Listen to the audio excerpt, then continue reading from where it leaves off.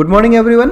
Illume biology में आप सबका स्वागत है फिर से। और आज हम लोग एक नई सीरीज़ यहाँ पे शुरू करेंगे, एम्ब्रियोजेनेसिस। ठीक है, इस सीरीज़ में हम लोग कैपेसिटेशन से लेकर फर्टिलाइजेशन, इम्प्लांटेशन, एम्ब्रियो डेवलपमेंट सब कुछ सीखेंगे हम यहाँ पे अच्छे डिटेल में।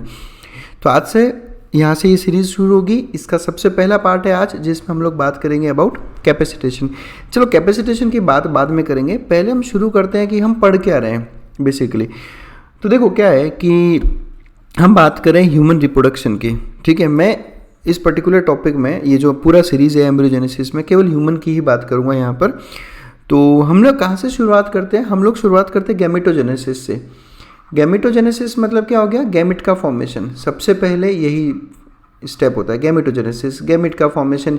यानी अगर मेल की बात करें तो मेल में स्पर्म्स का फॉर्मेशन और फीमेल में ओवम का फॉर्मेशन। अब गैमेटोजेनेसिस पे मैं डिटेल में नहीं जाऊंगा, बिकॉज ये एम्ब्रियोजेनेसिस का पार्ट नहीं है। आई मीन कि ये आप रिप्रोडक्शन में पढ़ते हो, स्पर्म और ओवम का फॉर्मेशन। हम इसके बाद की बात करेंगे, यानी कि सबसे पहले तो हमें क्या करना है? यूनाइट करना है स्पर्म्स और ओवम को, यानी बेसिकली फर्टिलाइजेशन करना है। फर्टिलाइजेशन करना है तो सबसे पहला स्टेप होगा इंसेमिनेशन। इंसेमिनेशन इस टर्म को समझो आप। इंसेमिनेशन का मतलब होता है introduction of semen into the female reproductive tract. तो टर्म्स बना कैसे इंसेमिनेशन टर्म? देखो, ये जो वर्ड आ रहा है इंसेमिन, ये वर्ड सीमन के लिए यूज हो रहा है। तो आप इसको यहाँ से याद कर सकते हो कि जो मेल रिप्रोडक्टिव फ्लूइड है सीमन, उसका जो फीमेल रिप्रोडक्टिव ट्रैक्ट यानी जो वजाइना है उसके अंदर ट्रांसफर करना, उसको हम कहते हैं इंसेमिनेशन। क्लियर? अब जब इंसेमिनेशन होगा तो स्पर्म एंटर करके कहाँ पे? वजाइना में। अब वजाइना के थ्रू होते हुए ये देखो, ये पोर्शन, ये आपने रिप्रोडक्टिव ट्रैक्ट में पढ़ा होगा, यहाँ से लेकर यहाँ तक का ये पोर्शन क्या कहलाता है? वजाइना।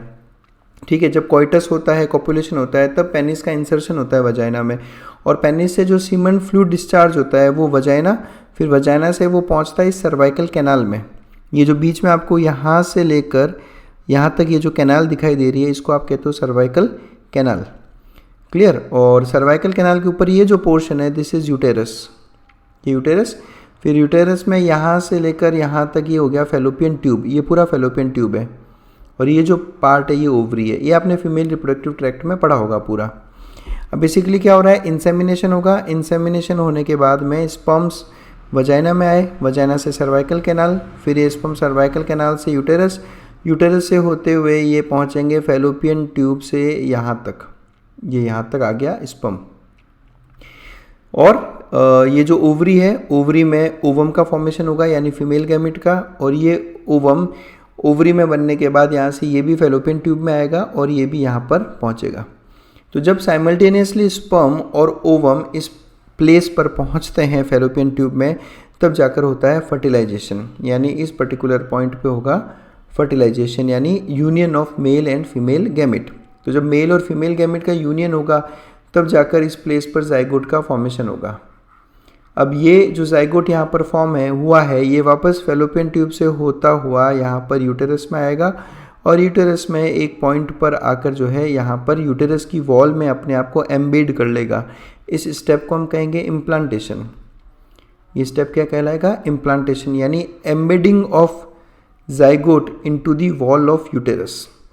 ठीक है, अब किस स्टेज में इम्प्लांटेशन होता है, कब होता है, वो सब कुछ हम लोग धीरे धीरे जब आगे डिटेल में डिस्कस करेंगे तब वहाँ पर इसकी बात करेंगे। ये पिक्चर डिपिक्ट कर रहा है फर्टिलाइजेशन को, यानी किस तरह से स्पर्म जो है ये ओवम के साथ फ्यूज़ हो रहा है। इन दोनों का फ्यूजन होगा सेल्स का, फिर इनका न्यूक्लियस का फ्यूजन होगा, तब जाकर जाइगोट का फॉर्मेशन होता है। ठीक है, तो what is fertilization? Union of male and female gametes to form a diploid zygote. देखो, जो गैमेट्स होते हैं, गैमेट्स हमेशा हैप्लॉयड होते हैं। जैसे स्पर्म है और ओवम है, ये दोनों ही हैप्लॉयड सेल है। हैप्लॉयड सेल को हम रिप्रेजेंट करते हैं एन से। हैप्लॉयड सेल का मतलब क्या होता है? हैप्लॉयड सेल का मतलब होता है कि नॉर्मल सेल में जितने क्रोमोसोम्स होंगे उनका half number of chromosomes present होते हैं। यानी स्पर्म्स में प्रेजेंट होंगे 23 क्रोमोसोम्स और ओवम में प्रेजेंट होंगे 23 क्रोमोसोम। नॉर्मली एक सेल में जो डिप्लॉयड सेल है उसमें 46 क्रोमोसोम होता है, तो उसका हाफ हो गया 23। यहीं पर जो है आप मियोसिस की बात करते हो, यानी जब भी आप गैमेट फॉर्मेशन करना हो तब मियोसिस होगा। अब स्पर्म और ओवम ये दोनों आपस में फर्टिलाइजेशन होगा, तब जाकर बनेगा जाइगोट। तो 23 क्रोमोसोम्स स्पर्म से आएंगे और 23 ही ओवम से आएंगे, तो 23 + 23 मिलकर बन जाएगा 46, यानी जो जाइगोट होगा वो हमेशा डिप्लॉयड होता है। क्लियर? तो इस तरह से जाइगोट का फॉर्मेशन होगा फर्टिलाइजेशन से। तो ये सब कुछ हम लोग एम्ब्रियोजेनेसिस में पढ़ेंगे, इम्प्लांटेशन होगा, फिर जाइगोट का डेवलपमेंट होगा, एम्ब्रियो फॉर्मेशन होगा, वो सब कुछ हम लोग इस सीरीज़ में स्टडी करने वाले हैं। तो आगे बढ़ते हम लोग फर्टिलाइजेशन में ही। देखो, जब इजैकुलेशन होता है, इजैकुलेशन मीन्स, इजैकुलेशन का मतलब हो गया सीमन का वजाइना में एंटर करना, है ना। जब सीमन पेनिस से डिस्चार्ज होकर वजाइना में पहुंचता है उसको हम कहते हैं इजैकुलेशन। तो जब एक बार इजैकुलेशन होता है तो on an average 200 million sperms vagina में एंटर करते हैं। ठीक है, ये एवरेज नंबर्स बता रहे हैं आपको, कितने 200 मिलियन स्पर्म्स एक इजैकुलेशन में एंटर करते हैं। इन 200 मिलियन स्पर्म्स में से जो सर्विक्स में है करीब 1% ही पहुंचते हैं। सर्विक्स मतलब ये वाला पोर्शन की हम बात करें, यहाँ पर ये जो सर्वाइकल कैनाल की हम बात करें, 200 मिलियन स्पर्म्स में से केवल 2 मिलियन यानी कि करीब करीब 1% स्पर्म्स ही जो है सर्विक्स में एंटर करेंगे। और सर्विक्स से होते हुए ये जो है ओवम तक, यानी जो सेकेंडरी oocyte जो ओवरी से रिलीज हुआ है। देखो, एक बात यहाँ पे मैं आपको क्लियर बता दूँ, फीमेल गैमिट को हम कहते हैं ओवम। टेक्निकल बात कर रहा हूँ मैं यहाँ पे, ये बात यहाँ पर आज अच्छे से याद कर लो आप। फीमेल गैमिट को हम क्या कहते हैं? ओवम। जो ओवरी से रिलीज होता है वो टेक्निकली ओवम नहीं है, वो है सेकेंडरी oocyte। सेकेंडरी oocyte ये कहाँ से आया, इसको आप ऐसे समझो। देखो, ओवरी में एक होता है प्राइमरी oocyte जो कि एक डिप्लॉइड सेल है। इस प्राइमरी oocyte का जब फर्स्ट मियोटिक डिवीजन कंप्लीट होगा, यानी मियोसिस 1 जब कंप्लीट होगा, मियोसिस के 2 डिवीजन होते हैं, meiosis first and meiosis second. जब मियोसिस फर्स्ट होगा तब बनता है सेकेंडरी oocyte, तब सेकेंडरी oocyte का फॉर्मेशन होता है। अब बिकॉज मियोसिस फर्स्ट कंप्लीट हो चुका है तो ये एक हैप्लॉइड सेल होगा, और इस सेकेंडरी oocyte का जब मियोसिस सेकंड कंप्लीट हो जाएगा तब जाकर बनता है फीमेल गैमिट ओवम। लेकिन जो ओवरी से रिलीज हुआ है सेल, वो मियोसिस सेकंड स्टेज कंप्लीट नहीं हुआ है अभी, तो टेक्निकली वो क्या होगा? Secondary oocyte। जो फैलोपियन ट्यूब में पहुंचेगा वो भी क्या होगा? Secondary oocyte। ये सेकेंडरी oocyte ओवम में तभी कन्वर्ट होगा जब फर्टिलाइजेशन होगा, ये ध्यान रखना है आपने। फर्टिलाइजेशन होगा तभी सेकेंडरी oocyte, उसी वक्त सेकेंडरी oocyte ओवम में कन्वर्ट होगा। अगर फर्टिलाइजेशन नहीं होता है तो सेकेंडरी oocyte ओवम में कन्वर्ट नहीं होगा। फिर इस केस में मतलब फर्टिलाइजेशन अगर नहीं होगा तो इस केस में क्या होता है कि जो सेकेंडरी oocyte है ये ओवरी से निकलेगा, फैलोपियन ट्यूब में आएगा, यहाँ से यूटेरस, यूटेरस से सर्वाइकल कैनाल और वजाइना के थ्रू जो मेंस्ट्रुएशन होता है, जो ब्लीडिंग होती है मेंस्ट्रुअल साइकिल में, उस ब्लीडिंग के साथ में ये जो सेकेंडरी oocyte है वो रिलीज़ कर दिया जाता है, यानी ओवम का फॉर्मेशन नहीं होता। ओवम तभी फॉर्म होगा जब से फर्टिलाइजेशन होगा, अदरवाइज ओवम का फॉर्मेशन नहीं होता। तो ये तो आपको ध्यान रखना है। इसलिए टेक्निकली हम लोग इसको क्या कह रहे हैं? Secondary oocyte। यानी जो सेकेंडरी oocyte ओवरी से रिलीज होकर इस स्टेज पर पहुंचा है, यहाँ पर केवल 200 के आसपास ही स्पर्म्स पहुंच पाते हैं। तो आप सोचो नंबर कितना कम है, नंबर कितना कम है। 200 मिलियन स्पर्म्स वजाइना में एंटर किए, उसमें से केवल 2 मिलियन ही पहुंचे सर्विक्स में, और उसमें से केवल 200 ही जो है सेकेंडरी oocyte तक पहुंच पाते हैं। तो इनका नंबर धीरे धीरे कम होता रहता है, और अल्टीमेटली फिर इन 200 में से केवल एक ही स्पर्म ऐसा होगा जो इस ओवम में एंटर करेगा। ओनली सिंगल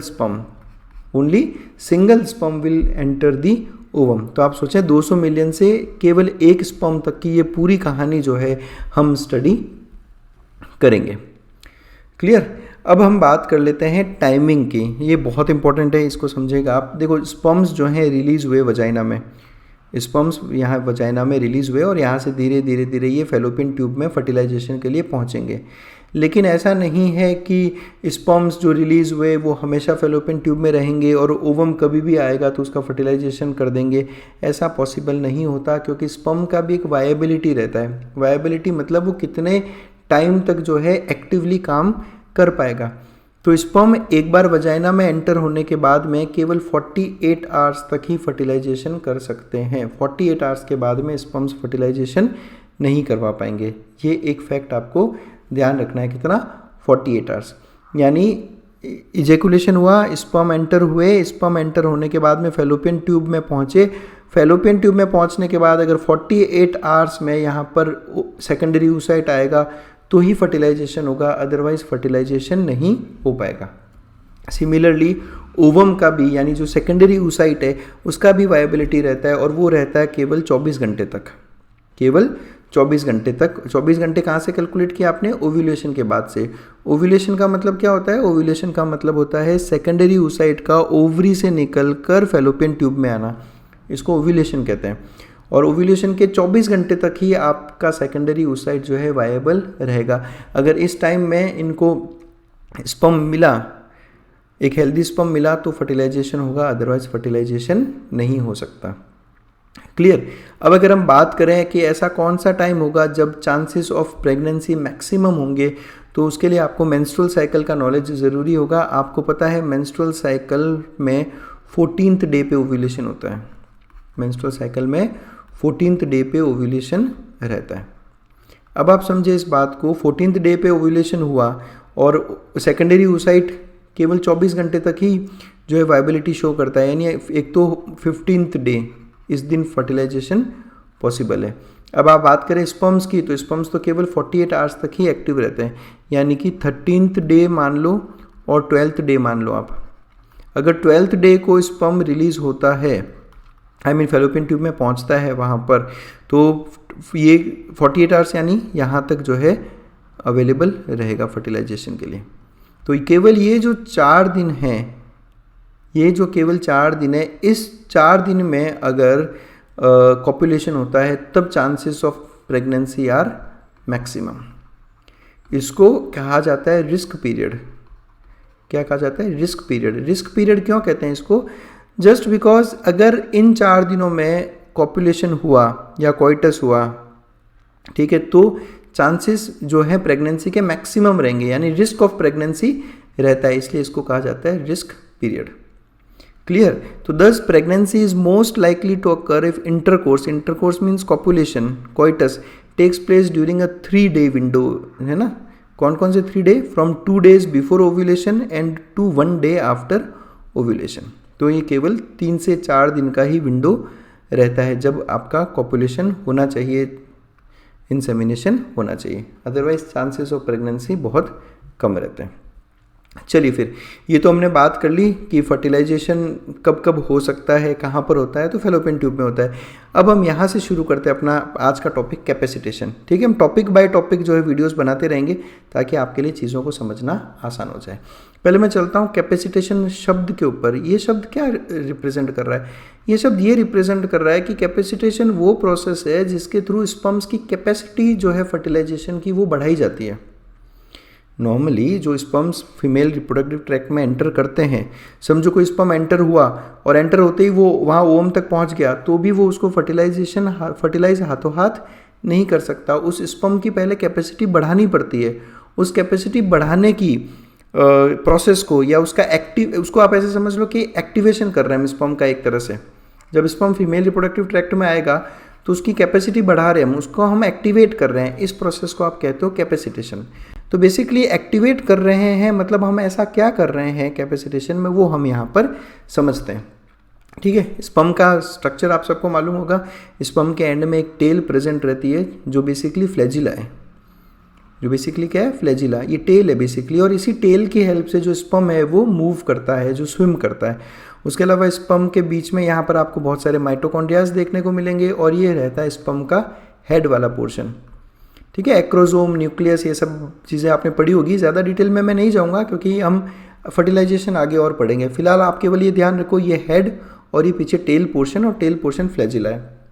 तो जब स्पर्म फीमेल रिप्रोडक्टिव ट्रैक्ट में एंटर करता है तो ये स्पर्म वजाइना और सर्वाइकल कैनाल में इजीली स्विम होकर पहुंच जाएगा।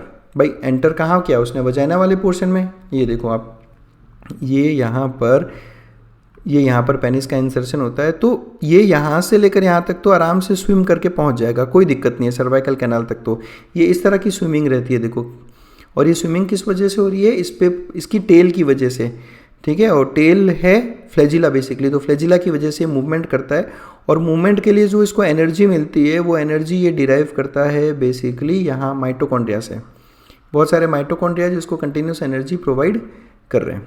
और ये मूवमेंट कैसा हो रहा है? Whip like movement. विप मतलब क्या होता है? जो आपने देखा होगा चाबुक जिसे बोलते हैं, जब घुड़सवारी करते हैं लोग तो वो उसके हाथ में एक चाबुक होता है, तो वो चाबुक जैसा मूवमेंट रहता है इनका, तो इस मूवमेंट की वजह से वो वजाइना और सर्वाइकल कैनाल तक तो वो इजीली पहुंच जाएंगे।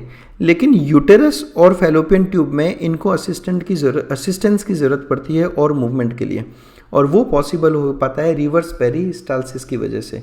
तो ये टर्म समझाता हूँ मैं आपको, ये क्या होता है।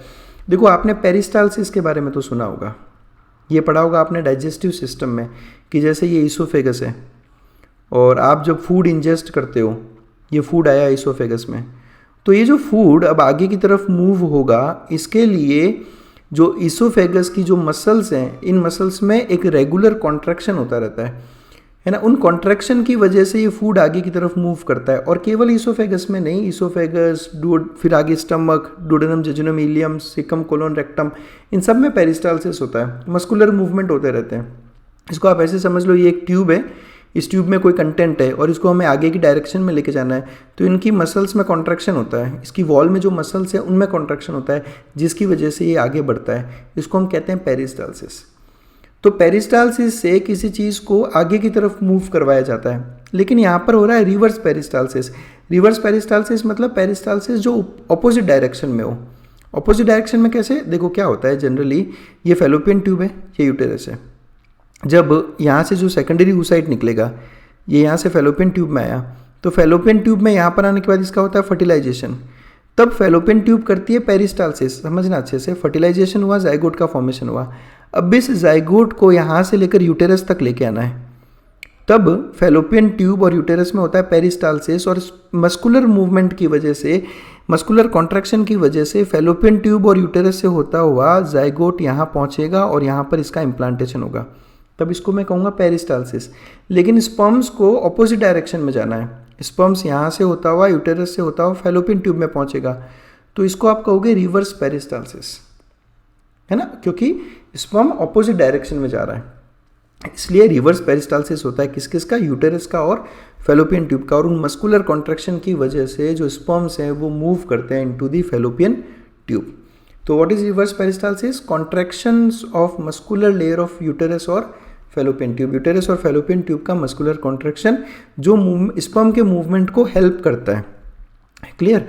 और रिवर्स पेरिस्टालसिस, अब सवाल ये आता है कि सर यूटेरस को और फैलोपियन ट्यूब को कैसे पता चलेगा कि कब रिवर्स पेरिस्टालसिस करना है? तो उसके लिए आपने पढ़ा होगा सीमन के अंदर प्रोस्टाग्लैंडिन्स।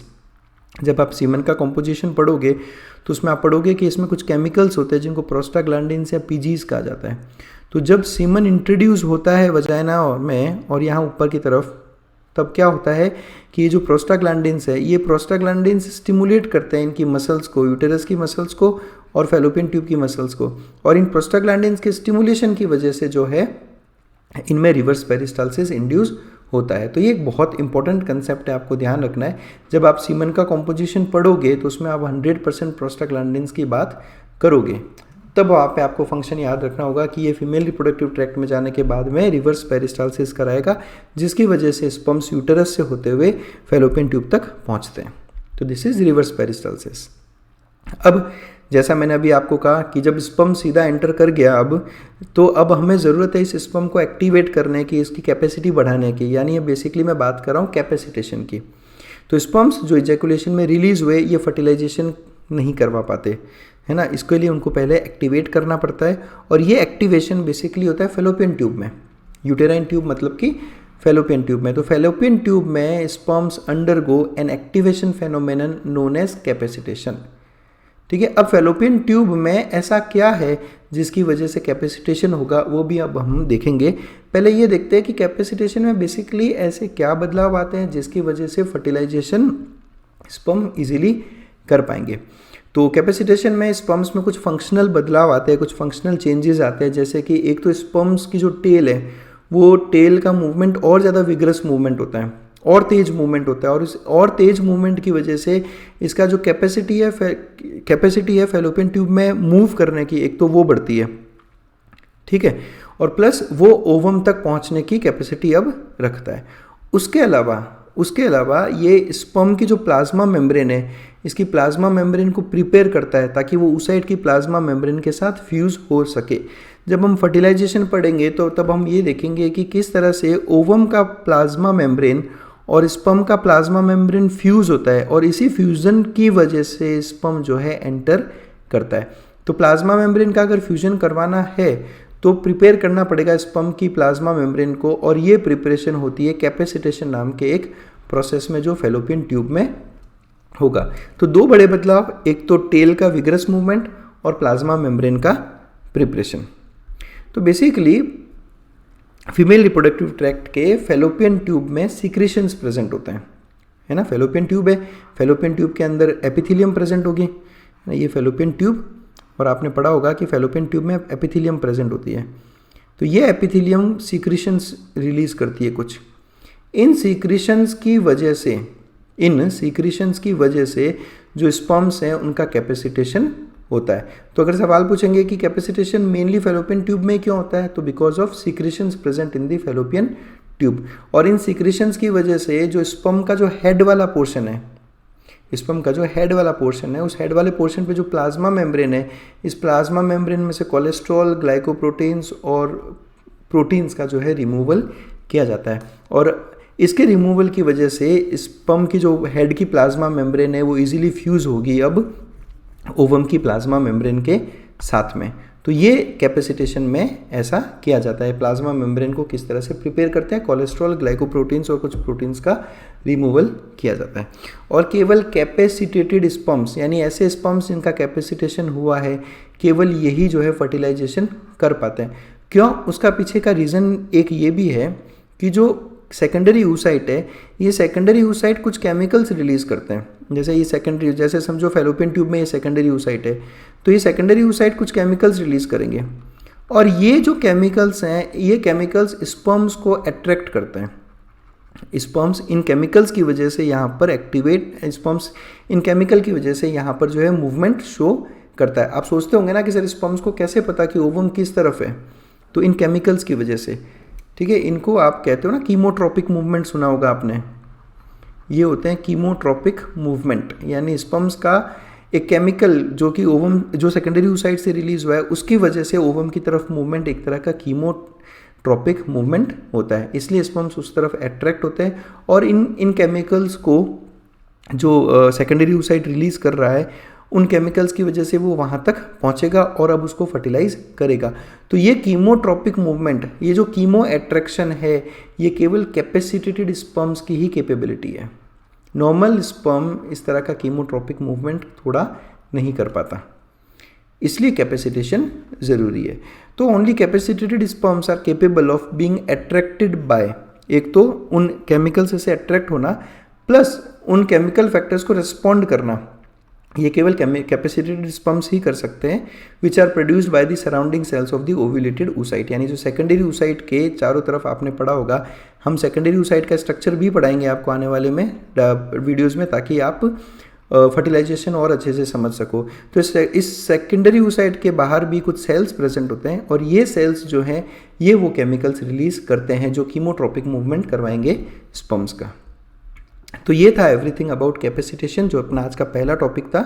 अब आपको कैपेसिटेशन समझ में आ गया, यानी अब स्पर्म रेडी है फॉर फर्टिलाइजेशन, वो ओवम तक पहुंच चुका है। अब आगे फर्टिलाइजेशन में क्या क्या इवेंट्स होंगे वो सब हम धीरे धीरे जैसे जैसे वीडियोस रिलीज़ करेंगे वहाँ पे हम स्टडी करते जाएंगे। आपको किसी तरह के डाउट हो तो मुझे व्हाट्सअप कर सकते हो, मेल कर सकते हो, या इंस्टाग्राम पे मुझे मैसेज कर सकते हो। और अगर आपको लगता है चैनल के वीडियोस बहुत हेल्पफुल है आप लोगों के लिए, तो ज्वाइन करें हमारे चैनल को। हर वीडियो के नीचे आपको एक ज्वाइन का बटन दिखेगा, उस पर क्लिक करो, मेंबर बनो हमारे, ताकि इस तरह के जो मेंबर ओनली वीडियोज़ है वो भी हम आप तक पहुँचा सकें। तो बस that's it, thanks a lot for watching us.